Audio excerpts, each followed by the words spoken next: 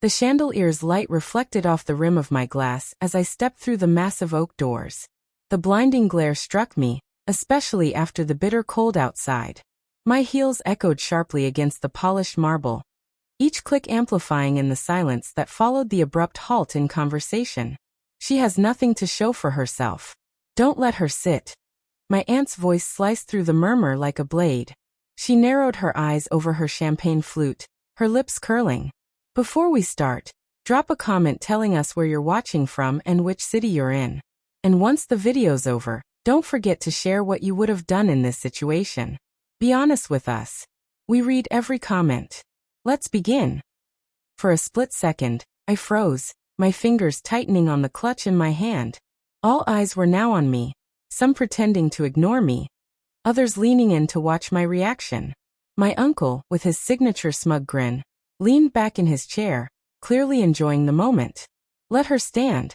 It's all she's good for, he added, dismissing me with a flick of his hand.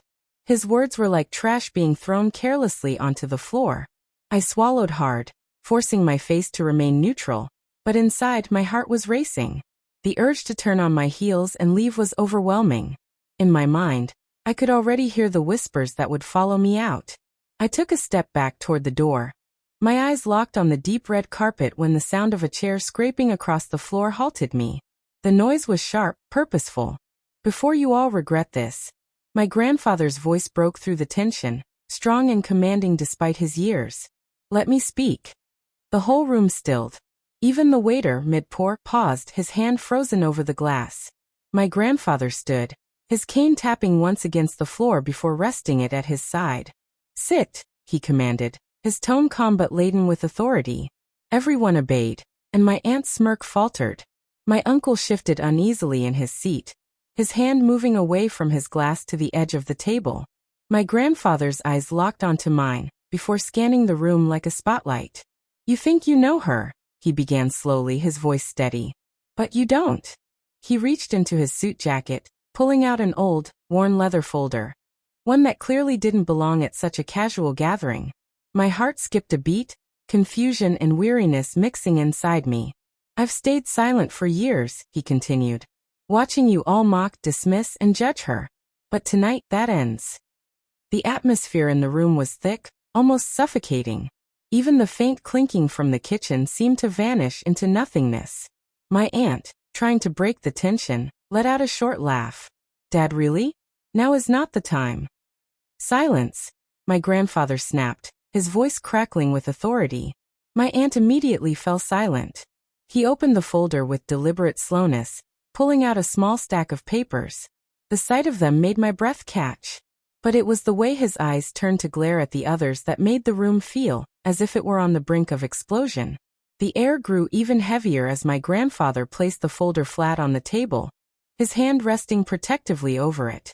The glint in his eyes wasn't anger. It was something sharper, more controlled. You all, he began, his tone growing colder, have lived under the false belief that respect is a birthright, that power is inherited, and that a person's value is measured by how loud they can belittle others. His words were measured, every one of them landing with precision. But you've forgotten that I've been here long before you were so spoiled that you mistook cruelty for sophistication. The room was frozen. My uncle's arrogant smirk had disappeared, replaced by a twitch of his jaw. My aunt adjusted the pearls around her neck, her fingers shaking just enough for me to notice. Grandpa carefully lifted the flap of the folder, pulling out the first paper. You want to talk about accomplishments? He asked, his gaze flicking briefly to me. Let's talk about what none of you have the guts to acknowledge. He slid the first page across the table toward my aunt. While you were sipping cocktails in Miami, she was out in the freezing cold, volunteering 12 hours a day for relief efforts after the factory explosion. She managed to gather more aid than your so-called charity has in the last decade. A flush crept up my aunt's neck, but she didn't dare touch the paper. Grandpa didn't wait for her response. And when your business was on the brink of failure last year, Leonard, he turned to my uncle. Do you know who quietly pulled strings to get the investor that saved you? My uncle frowned. What are you talking about? Grandpa slid another document across the table, this one stamped and signed. You're welcome, he said, and when my uncle's eyes shifted from me to the paper, he added, "She kept her name out of the deal so your ego wouldn't be bruised. But you repay her by treating her like a servant." My uncle swallowed hard, the color draining from his face. His eyes flicked from the paper to me and then quickly away. "And here's the part you'll regret most." My grandfather's voice dropped lower, as if he were preparing for the final blow. "You all think your titles and riches mean something, but in the end, they won't protect you from the truth. For years, you've been pretending that she doesn't matter, when in truth," he paused, letting the tension hang in the air as his gaze swept across every face. "She holds the key to this family's legacy, the trust that supports everything we have. Every property, every heirloom, every seat you occupy at this very dinner exists because of her." The silence was deafening. A spoon clattered to the floor in the back, a clumsy noise that startled half the room. My heart pounded loudly in my chest, and I felt all eyes turn toward me. This time, there was no mockery in their gaze. It was calculating. It was intense. My grandfather moved away from the table, his cane tapping once on the marble floor. "So the real question isn't whether she deserves a place at this table," he said, his voice firm and unwavering. "The question is whether you deserve to sit with her." His words hit the room like an incoming storm.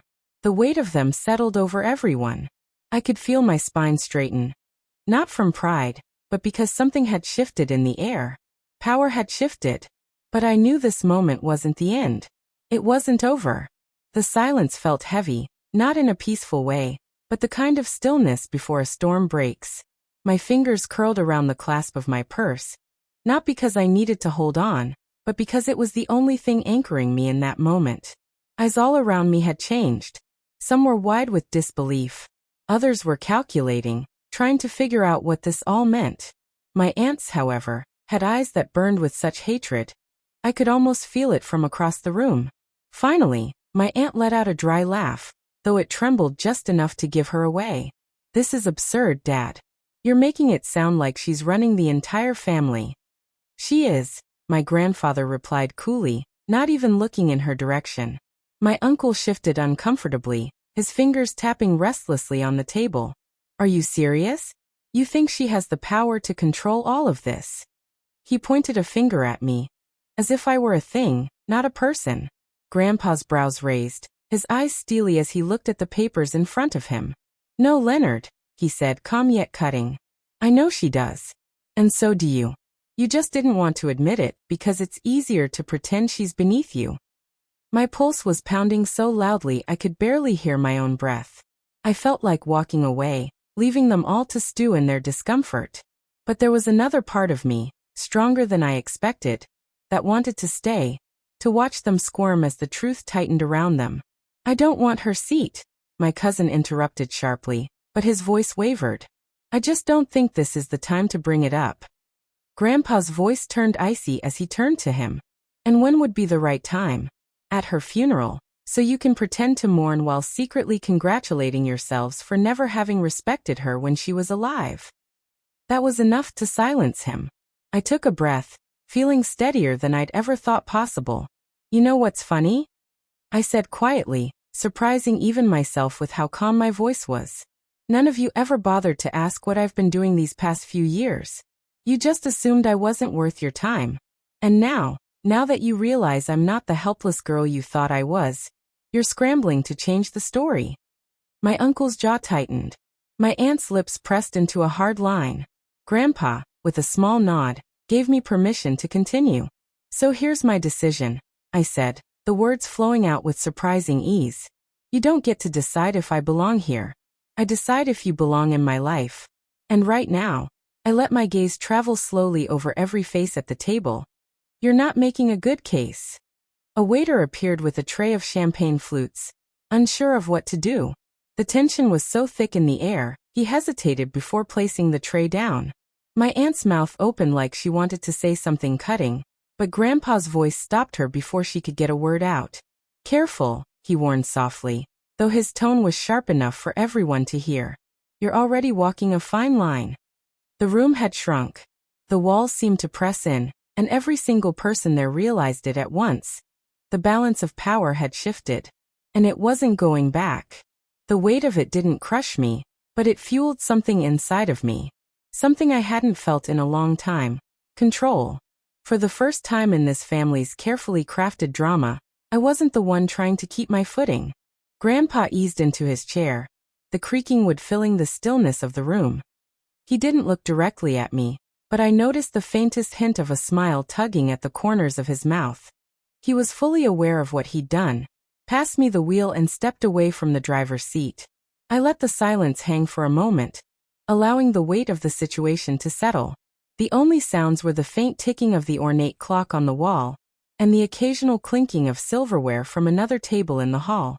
You know, I began slowly, my voice carrying across the table. When I walked in here tonight, I was prepared to hang back and slip away early. I thought, it's just another night of pretending I don't hear the comments, pretending I'm invisible. But now, I leaned forward just slightly, meeting my aunt's cold gaze. I realized the only reason you wanted me invisible is because you were scared of what might happen if I wasn't. Her jaw clenched. She reached for her glass, but her hand trembled slightly. You've spent years making sure I was left out of conversations, opportunities, and decisions in this family. I continued, turning my attention to my uncle. But you never stopped to think that one day, the person you dismissed might be the one holding all the cards. Enough, my uncle barked, but his voice cracked, betraying his nerves. No, I replied, the word sharp and unwavering. Not enough. Not yet. I turned to the waiter who had been hovering by the side. Could you bring me another chair? I asked, my tone casual but calm. It seems my seat was misplaced. The waiter nodded quickly and disappeared, returning moments later with a high-backed chair, which he placed at the head of the table, right next to Grandpa. Gasps rippled across the room, subtle but unmistakable. No one ever sat at the head of the table unless Grandpa invited them to, and tonight he didn't have to. I took my seat slowly and deliberately, making each movement feel like a statement. Grandpa glanced at me, approval flickering in his eyes before he returned his focus to his untouched plate. I placed my clutch on the table, folded my hands, and let my gaze drift across the table, meeting the eyes of each of them. We can do one of two things, I said, my voice steady. We can enjoy this meal like civilized people, or I can start reading the rest of the documents in this folder out loud. My aunt's nostrils flared. You wouldn't dare, she said, but I cut her off. My voice is as calm as it is dangerous, I said, keeping my tone level. The color drained from her face. My uncle shifted uncomfortably in his chair, smoothing imaginary wrinkles in his jacket. My cousin avoided my eyes, focusing on his plate instead. For the first time in years, I wasn't the one bracing for impact. They were. I let my words linger in the air, heavy and suffocating, like smoke that wraps itself around you no matter how far you run. Finally, my aunt placed her glass down, tapping her manicured nails nervously against the stem. You're enjoying this, aren't you? She sneered. But there was something else beneath her bitterness, fear. I tilted my head slightly, my expression unchanged. No, I answered evenly. I'm not enjoying watching my own family choke on the truth. But I am enjoying the fact that for once, you can't talk over me. My uncle shifted in his chair again, the leather groaning under his weight. All right, he muttered, his voice rough. You've made your point. No, Grandpa interjected, his voice quiet but firm. She's making your point. All these years, Grandpa continued, you acted like you were the pillars of this family when in reality, you've been leaning on her without even realizing it. I could feel their resentment simmering just below the surface, but no one dared to erupt. That would only confirm everything I'd said. I reached for the folder Grandpa had left on the table, sliding it towards me. The edges of the worn leather were smooth, and the scent of old paper filled the air as I opened it. I didn't even need to look inside. The weight of it was enough. There's a list in here, I said, my gaze sweeping across the table. A list of every time I stepped in, every time I fixed something, every time I quietly ensured you didn't lose what you had. I never asked for credit. I never expected thanks. But from this moment on, I paused, letting the silence stretch between us. You will never again mistake my silence for weakness. The clock ticked once, twice. No one spoke. My aunt opened her mouth to protest, but Grandpa raised a hand to silence her. You've all had your chance to speak, he said, his voice steady. Now you'll listen. And when she's done, you'll decide if you want to be a part of her life, or if you'll watch from the outside. I leaned back in the chair, the head of the table now my seat, and took in the faces before me, as if memorizing them for the last time. Here's how this will work, I said. I'm not here to destroy anyone tonight, although I could. You all know it. But from now on, I decide who gets to be a part of my life. That includes family gatherings, business, and any access to the resources you've all grown comfortable with. My cousin's face turned pale.